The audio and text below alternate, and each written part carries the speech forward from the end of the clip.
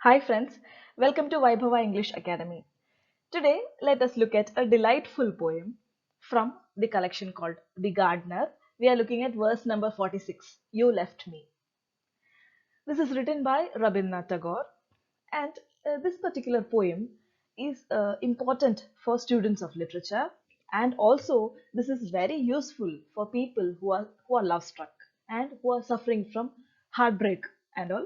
Okay, so this is a very timely poem. Without further ado, let's quickly get into the facts. Coming to Rabindranath Tagore was the first Indian to be awarded Nobel Prize for Literature.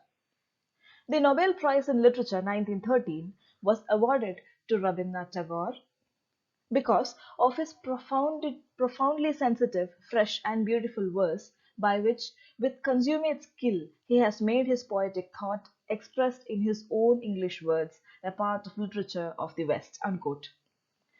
You see, when you are learning about a poet who has got a poet or be it any author, if the person has won Nobel Prize in Literature, you must make it a point to read why the committee has selected them for Nobel Prize for Literature. If we take Rabindranath Tagore's case, because of his profoundly sensitive, fresh, and beautiful verse. Okay, and he has what has he done? He is the first non-European to be winning the Nobel Prize for Literature. So if you take this particular, he won Nobel Prize for Literature for Gitanjali, okay, which was written in 1910, and it was written in Bengali. Later on, it was translated into English. Rabindranath Tagore himself says that he has written Gitanjali as a prose poem. Okay, he has not transformed it into poetry, but it is prose poem. He did so in order to keep its beauty. Okay, and for that particular part, he won Nobel Prize for Literature. Rabindranath Tagore also started an experimental school at Shantiniketan and named it Vishwabharati University.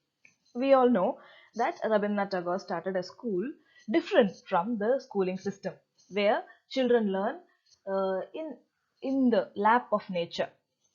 So they do not have separate classrooms and all. They would be sitting under the shades of the tree. They would be enjoying nature and taking their lessons. So that was the experiment that Tagore did. Okay. Now, yet another fact is Rabindranath Tagore was awarded knighthood, that is the title of Sir, in 1915 by the British government, but he renounced his knighthood. He just gave back in protest against Jallianwala massacre. Okay. Now coming to his works, some of his important poetry are Manasi, Sonartari, Gitanjali, which is also known as Song Offering, Geeti Malya, The Gardener, Fruit Gathering, and The Fugitive. So last three are written in English. Okay, and some of his plays are Raja, Dagghar, and all. Coming to his novels and short stories, Gora, Ghare Bere, and Yoga Yog. These are his novels and short stories. Now coming to this particular poem, The Gardener, verse 46, and it is titled You Left Me. Okay. Coming to Gardener is a collection of 85 prose poems. And if you are to say further about this collection, The Gardener, it is most of the lyrics are about love and life. So this particular line is quoted from Tagore's words. Rabindranath Tagore himself said so, that the gardener is most of the lyrics are about love and life. It is also known as the gardener has yet another name. This collection has yet another name, and that is the Book of Love. Okay, and the themes that this particular collection deals with are unity of humanity, universal love, nature, man, earth, world, and life. Okay, while reading the poem, you might feel that the poet is speaking about his lover, but then the lover is none other than the universal love. Okay, there is also a spark of divinity in it. You Left Me is a reminiscence of lost love and reflection on the transience of time and life. Okay, so You Left Me, as we can imply from the title itself, somebody left the lover, and what is his reaction to it. Okay, it's a very useful poem Even in the current scenario, if somebody is feeling cheated or if somebody has lost their true love, what should they do? Tagore says that one should move on. Now let us see why. Okay, coming to the poem. You left me and went your way. I thought I should mourn for you and set you, your solitary image in my heart wrought in a golden song. But ah, my evil fortune, time is short. This poem is not divided into stanzas and all, but then I have divided it for the benefit of speaking more about or explaining more of these lines. Okay, so the poet says to his lover. So it is written in first person narration, and the poet says to the lover, imaginary lover, that you left me and went your way. The lover deserted him, and she chose her own path. And the poet thinks that he should mourn for her. That is, he should mourn the loss. He should be thinking about the lover and making himself desperate. Okay, and then what he should do? He should set solitary image in my heart. The lover's image, he must set it in his heart, and he should wrap it with golden song, it seems. But then, does he do so? No, he doesn't do that because time is short. Moving on to the next stanza. Youth wanes year after year. The spring days are fugitive. The frail flowers die for nothing. And the wise man warns me that life is but a dewdrop on the lotus leaf. Should I neglect all this to gaze after one who had turned her back to me? That would be rude and foolish, for time is short. Okay, so in this particular stanza, what does Tagore say? He says that youth, we all know the cycle of men. A child is, a baby is born, it becomes a toddler, then he enters the youth, then slowly enters old age, and finally dies. So this is a cycle. What happens? So youth is waning year after year. That is, youth, a young man is becoming old year after year, right? The spring days are fugitive. That means fugitive means it's quick to disappear. Spring comes and it disappears. Just like youth. Does youth last forever? No.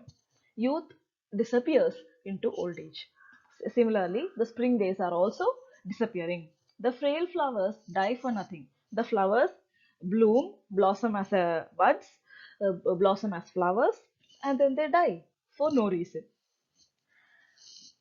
The wise man warns me that life is but a dewdrop on the lotus leaf. The wise man may refer to teacher, or wise man may refer to the sages who say, or the priests who say that life is like a dewdrop on the lotus leaf. So have you seen dewdrops on lotus leaf? They are not attached. Okay, if you look at them, it would be like beads on the surface. Okay, the surface of lotus leaves. If you tilt the leaf, it keeps running around, and if the leaf just turns, then it would run down. Similarly, man's life on this earth, it is like a dewdrop, just like water on lotus leaf. We all know that lotus leaf has a waxy surface, so because of which the water does not get into the leaf. Yes, so our life on earth is just like that. Our life is not making any impact on the earth. We come here and we die. Even if we die, what does it matter? The nature would take on its course, right? So man should understand the insignificance of lifetime. Insignificance, that I mean in the positive sense, that uh, just like the water is on there on the lotus leaf. Our life is transitory. It will keep on moving. It just keeps on playing around and it just goes off. Okay, should I neglect all this to gaze after one who has turned her back to me? So here, just like the poets say that time doing the chariot is coming near. Just like that, the time is going. Time is not waiting for anyone, and life keeps on moving. It is also not stopping because of any sorrow or something. So, should a poet neglect the time for somebody who cheated on him, who deserted him, who left him for her own sake? and he frequently tells us that time is short. Okay, here I am reminded of Andrew Marvell's Coy Mistress. In that, he says that I hear the time the winged chariot rushing near. Yes, okay, moving on. Then come my rainy nights with pattering feet, smile my golden autumn, come careless April, scattering your kisses abroad. You come, and you also. My loves, you know that we are mortals. Is it wise to break one's heart for the one who takes her heart away? For time is short. Here, the poet tells about the changes in his life, changes in season, what's happening around him. So what happens? Rainy season comes. Okay, my rainy nights with pattering field. We all know when it rains at night, we hear the pattering of raindrops here and there. Rain has its own music. So the poet is enjoying the pattering of rainy nights, and he enjoys the smile of golden autumn. We all know, just like Keats has said in his poem Autumn, that autumn is the season of ripefulness, where nature has worked hard, produced a harvest, and the nature rests. So, similarly, golden autumn, because everything, if there is yet another meaning for golden autumn, autumn time when everything is brownish or golden color, the trees have become brownish, the fruits have become ripe yellow. Yes, so all around what you see is the ripefulness. Therefore, it is compared as golden autumn. Come careless April, because spring season has set in during April time, scattering your kisses abroad. And when the spring season comes, when the romantic season comes, the poet Tagore thinks of his lover and her kisses. Okay, and he's calling all the seasons. You come, you, and you also. And then he thinks about his love and he says, you know, we are mortals. That meant any man who is born should die. That is why we are mortals. Okay, you know that. And then he is asking his lover, is it wise to break one's heart for one who takes her heart away? The lover who does not love him anymore, the lover who has chosen her selfish path, is it wise? Is it beneficial to think about her?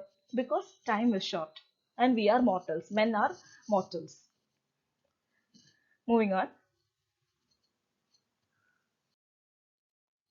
It is sweet to sit in a corner, to muse and write in rhymes that you are all my world. It is heroic to hug one's sorrow and determine not to be consoled. But a fresh face peeps across my door and raises its eyes to my eyes. I cannot but wipe away my tears and change the tune of my song, for time is short.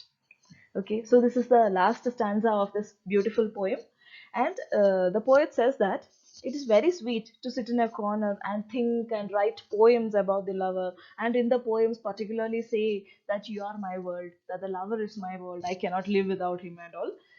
It is very heroic to hug one's sorrow and determine not to be consoled.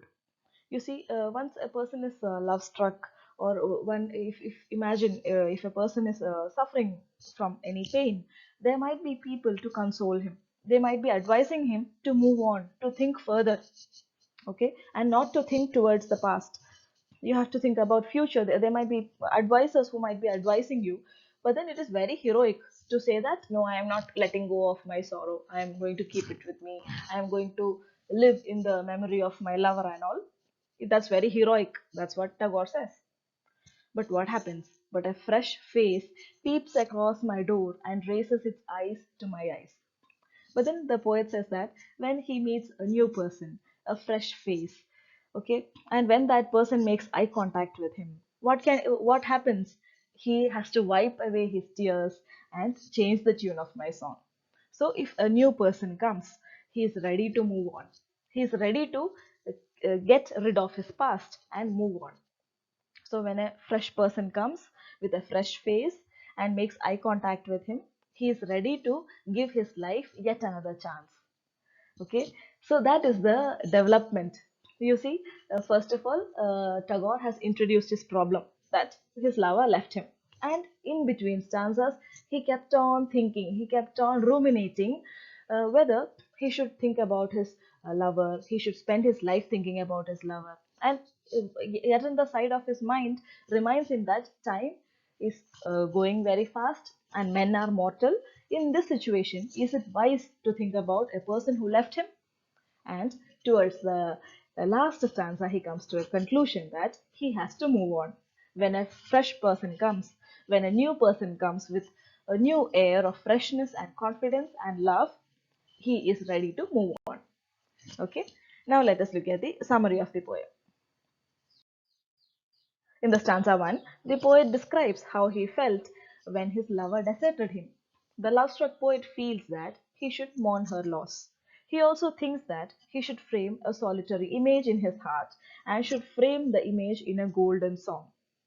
But the poet does not do so because he feels that time is short. Okay. Coming to second stanza, the poet says that youth wanes like moon year after year. We all know that the moon keeps waning and then waxing. Okay, so just like that, his youth is going into old age. As time passes, the youth changes, transforms into old age. And the spring season of youth are also quick to disappear. Just like that, in nature we have the cycle of seasons which keep on changing. It does not stop, time does not stop. Whatever happens, life keeps going. Okay, the flowers bloom and die for no reason. Okay, the wise teaching of men say that life is like dewdrops on lotus leaf. That means they are temporary. The water droplets tend to spill from lotus leaf. Okay, so that is an image. That's a symbol we can say that we can find in verse number 46. The poet asks himself if he should neglect the time boundedness of his life and think about the lover who left him to suffer. The poet decides that thinking about his lost lover would be rude and foolish because time is short and time is running out. Coming to the third stanza, the poet describes the changes in seasons and changes in his day to day life. He describes rainy season with pattering sounds. He describes golden autumn. As I explained, it is the season of fruits. Okay, this is the season of ripefulness. And then he describes careless April, the spring season. The romantic season reminds the poet of the lover, her kisses, and her memories. The poet addresses the lover and asks her, "Don't you know that man is mortal?" He further asks if it is worth to break one's heart for somebody who deserted him. That is, by thinking about the lover, the poet is harming himself. And later on, the poet realizes that there is no need. In the last stanza, stanza 4, the poet says that it is sweet to sit comfortably and think about the lover. He says, and pen poems saying that you are all my world. He says that it is brave and chivalrous to hug one's sorrow and not to be consoled.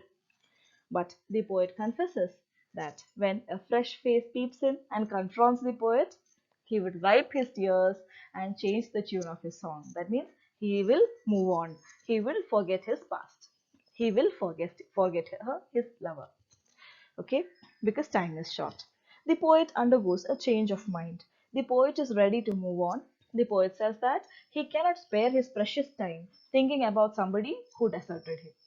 Okay, now coming to the themes of this poem. Here we can find a profound connection between youth and spring. So what is the connection? Youth keeps on waning, spring also disappears. Right, in the April month we can see the flowers blooming, and by the start of autumn season we can see everything, leaves falling, trees becoming brown, the fruits and all ripening and falling down. Yes, so that change. Similarly, what happens? A young man, he remains young for a short period of time. Then there's a transition that's taking place, and he becomes old, and later on he dies. So that change. So there is a connection between youth and spring. Also, spring is full of freshness, of romance. Similarly, a young man or young woman would be fresh, chivalrous, and they are ready to start a new life. In spring, what happens when a seed is sown? It starts to grow. Just like that, youth, young people, full of energy, full of hopes, positivity. Okay, they start to grow, and later on, they go to their old age. And so, similarly, we can find the connection between youth and spring. Coming to the next theme, that is changing seasons and transitoriness of life. That is continue. We can say that whatever happens, if sorrow comes or something comes, life does not stop, time does not stop, and your uh, see the age also does not stop. Everything keeps on moving. So that transition, that movement is taking on in your life. It is taking on in the seasons. It is taking on in the time. So here we can see the poet has compared the changing seasons with the changes in life. Okay, and coming to the next point of change of mind, we all know that uh, you see the heaven and hell exist in the mind. If you change your mind to a positive object, then you can attain peace in your life. Towards the last stanza, the poet has come out of his confusions, and he comes to a point that if somebody new person comes, he is ready to experiment with his life. Okay, so he experiences a change of mind, and once the change of mind happens, his state transforms from sorrowful to happiness. Yes. Coming to images and diction, we can see the image of the first the poet says about he wants to frame a solitary image of the lover. Then we find images of frail flowers. Then there is a image of dewdrops on a lotus leaf, which is compared to life. Okay, and he is imagining smile, my golden autumn season is smiling because of the plenty. Okay, and he himself picturizes himself sitting in a corner to think about the lover. Okay, that's yet another image. And when a fresh face peeps, the fresh face, that is also yet another image. So we can say that so many images are used here. We can also say that these are examples of visual imagery. We know imagery is using words to show you pictures. That is imagery, especially visual imagery. There are six types of imagery, like visual imagery, olfactory imagery, smell, and then listening, that imagery, sense of feeling. Okay, so here visual imagery is employed. And coming to the diction, what sort of language has the poet used? The poet is asking questions. So the poem proceeds in the form of interrogation, and later on, towards the last, he is reinstating. So here we can see it is didactic diction. He is in one way or another telling us this is how you must live. Okay, if something happens bad in the past, forget the past and move on. So it is didactic diction that's taking place. And coming to images, it is visual imagery. Okay, and there is a treatment of love and nature. We all know that he has compared man's life with cycle of seasons. So therefore, and in every from taking from flowers, from rains, from seasons. Okay, there is a constant comparison between treatment of love and nature. So that is it for now, friends. Thank you so much.